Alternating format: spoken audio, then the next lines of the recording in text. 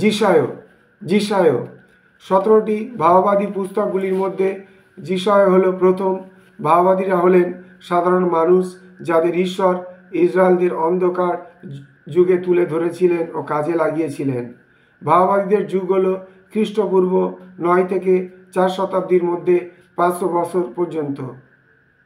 এই ভাববাদীরা নির্ভয়ে রাজা ও প্রজাদের সম্মুখে একইভাবে তাদের পাপ ও স্খলনের অবস্থা তুলে ধরেছেন। এখানে দুইটি বিষয়ের উপর জোর দেওয়া হয়েছে।